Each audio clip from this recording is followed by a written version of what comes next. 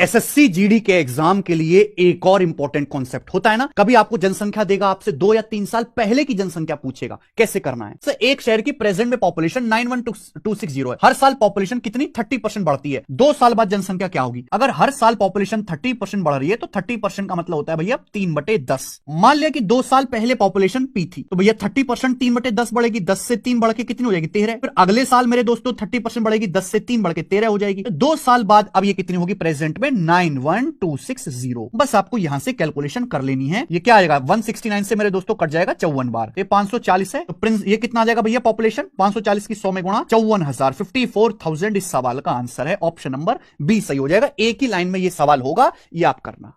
Average chapter का एक concept है, आपने जरूर देखा होगा कि भाई कुछ बच्चों का एक ग्रुप है, एक नया बच्चा आता है, पूछता है बताओ नया एवरेज क्या हो जाएगा। एसएससी जीडी वाले तो बिल्कुल ध्यान से समझ लें, भाई एक क्लास में 19 बच्चे हैं जिनकी उम्र है 22 साल, जिनकी एवरेज औसत आयु 22 साल है। अगर 42 साल का एक नया छात्र इसमें शामिल हो जाता है तो अब 20 बच्चे हो जाएंगे, एक बच्चा नया आ गया, पहले 19 थे, अब औसत उम्र क्या होगी। तो आप हमेशा ना एवरेज से कंपेयर करा करो। अभी एवरेज कितना है 22 साल, आपसे पूछा नया एवरेज क्या आएगा, तो जो लड़का आया है वो 42 साल का है, वो एवरेज से 20 साल बड़ा है, तो इसके आने से 20 साल का फायदा होगा। लेकिन अब बच्चे 19 से बढ़कर 20 हो गए, तो एवरेज मतलब केक कटेगा तो सभी में बटेगा, 20 साल जो है 20 बच्चों में बांट दीजिए, यानी कि 1। अब जो नया एवरेज आ जाएगा ना मेरे भाई वो 23 साल होगा, तो आप ये दिमाग में कर सकते हैं। एक आप कर लो जरा, अगर एसएससी जीडी 2025 का पेपर देना है तो एलसीएम एचसीएफ जरूर पढ़ के जाइए। छोटा सा चैप्टर है, हर शिफ्ट में सवाल बनता है। एक टाइप में आपको सिखाऊं कि 4 पॉजिटिव नंबर का रेशियो 5, 8, 12, 18 है, एलसीएम उनका 2880 है। सबसे बड़ी और छोटी संख्या के बीच डिफरेंस क्या है, वो इसके लिए आपको एचसीएफ निकालना पड़ेगा कि माना संख्याओं का एचसीएफ एच है, तो संख्याएं क्या होंगी 5h, 8h, 12h और 18h। हालांकि सबसे छोटी और सबसे बड़ी संख्याओं का जो डिफरेंस होगा 5 और 18h का 13h होगा, तो जो भी आंसर आएगा 13 का मल्टीपल आएगा। अब 13 से यहां पर एक ही ऑप्शन कटता है, आंसर आ गया, पर सॉल्व कैसे करेंगे भाई, हमको एलसीएम एलसीएम कैसे निकलेगा, एच तो आएगा ही आएगा, हमें निकालना है 5, 8, 12, 18 इनका एलसीएम।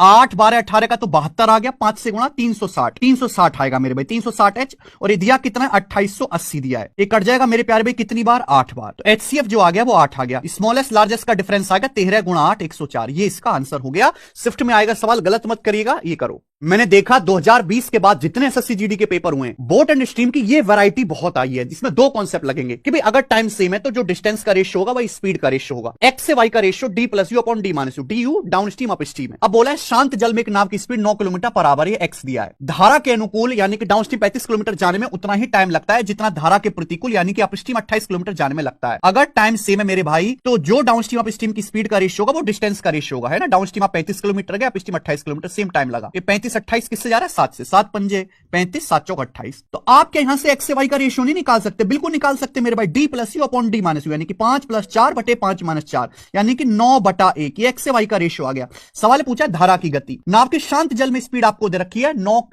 15 किलोमीटर पर आवर, है ना। 9 की वैल्यू आपको 15 किलोमीटर पर आवर दे रखी है, 1 की वैल्यू आ जाएगी 15/9 यानी कि 1:2/3 1.66 kilometre per hour. B option answer है, ये आप करोगे।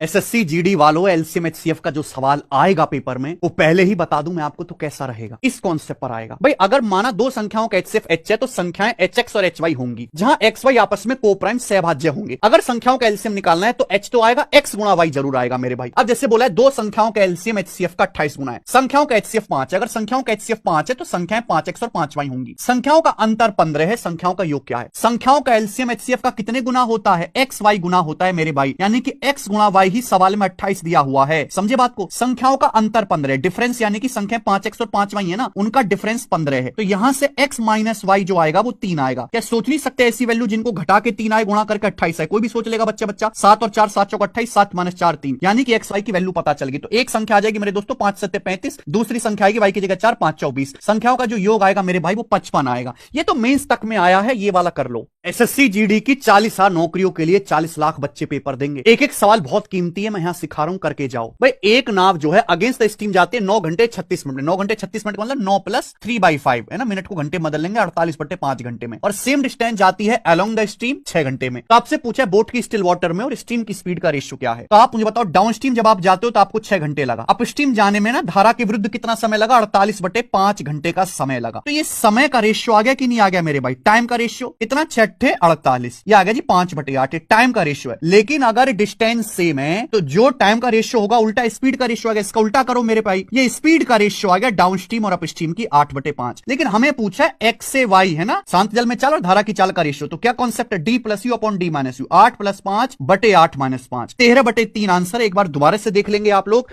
एक करो। जो नल और टंकी वाला चैप्टर है उससे एसएससी हो या रेलवे, यही वाला क्वेश्चन सबसे ज्यादा पूछा जाता है। आपको केवल एफिशिएंसी निकालनी है। सर दो पाइप है, पाइप ए और बी। पाइप ए टंकी 10 घंटे में भर सकता है और बी भर सकता है भाई 13 सही 1/3, यानी कि 13 × 39 40/3 घंटे में बी भर सकता है। उसके बाद पाइप सी खाली करने वाला पाइप है, ड्रेन पाइप है। तीनों पाइप जब एक साथ खोले जाते हैं भाई, तीनों पाइप खोल दिए, ए बी और सी, सी स्पेशल पाइप है खाली करने वाला, तो टंकी 8 घंटे में भर जाती है। तो पूछा कितने घंटों में पाइप सी टैंक का 25% खाली कर देगा। एलसीएम ले लो, ये 10, ये ऊपर 40, ये 8, एलसीएम आ जाएगा 40। माना जो टंकी है उसकी कैपेसिटी 40 है, तो पाइप एक घंटे में कितना भरता है 4, पाइप बी एक घंटे में कितना भरेगा 40 को 40/3 से डिवाइड करो 3, तीनों पाइप की एफिशिएंसी कितनी आ जाएगी 5। अब आप मुझे बताओ, पाइप ए की एफिशिएंसी 4 है, बी की 3 है, तीनों पाइपों की एफिशिएंसी मिलाकर 5 है। तो 4 3 7, 7 में से 2 घटाऊंगा तो 5 आएगा। सी की एफिशिएंसी -2, माइनस मतलब खाली करने वाला, तो 25% कितने समय में खाली करेगा। अब 40 का 25% होता है जी 10, तो 10 यूनिट खाली करेगा पाइप सी 2 एफिशिएंसी के साथ, कितने समय में मेरे भाई 5 घंटे। बस इतना ही करना था मेरे दोस्त। ऑप्शन नंबर सी इसका करेक्ट आ गया, ये आप करोगे। एसएससी जीडी के पेपर में ध्यान रखना कि सवाल में 4 ऑप्शन भी होते हैं। हर सवालों को सॉल्व करने के चक्कर में मत पड़ना, बस जल्दी आंसर निकालना आपका मकसद होना चाहिए। जैसे ये सवाल, इसका कॉन्सेप्ट तो आपको पता होगा कि एक्स 4 अंकों की सबसे बड़ी संख्या है, जैसे 12 15 16 20 से भाग करने पर रिमाइंडर शेषफल 9 12 13 और 17 आता है। एक्स के अंकों का योग क्या है भाई, एक्स निकालेंगे कैसे, 12 15 16 20 का एलसीएम मल्टीप्लाई बाई के एनी नेचुरल नंबर। अब देखो यहाँ डाटा ऐसा है कि डिफरेंस में 12 से भाग करने पर 9 शेषफल, 15 से भाग करने पर 12, 16 से भाग करने पर 13, यहां पे 3 का डिफरेंस है, तो माइनस कॉमन डिफरेंस आपको 3 घटा देना है। अब यहां पे के की वैल्यू ऐसी लेनी पड़ेगी कि एक्स 4 अंकों की सबसे बड़ी संख्या है, वो सॉल्व नहीं करूंगा। 9 या 3 पे ध्यान दिया करो। देखो जो भी एलसीएम आएगा, 12 में 3 आता है, 3 से कटेगा, ये भी 3 से कट रहा है मेरे भाई, यानी कि पूरा नंबर 3 से कटने वाला होगा। तो यानी कि संख्या एक्स के अंकों का योग भी 3 से कटना चाहिए। ये नंबर 3 से नहीं कटता, 2 8 10 3 से नहीं कटता, 2 7 9 3 से कटता है, 1 3 4 3 से नहीं कटता। ये आंसर आ गया। हमने सॉल्व किया नहीं, ये आप करो।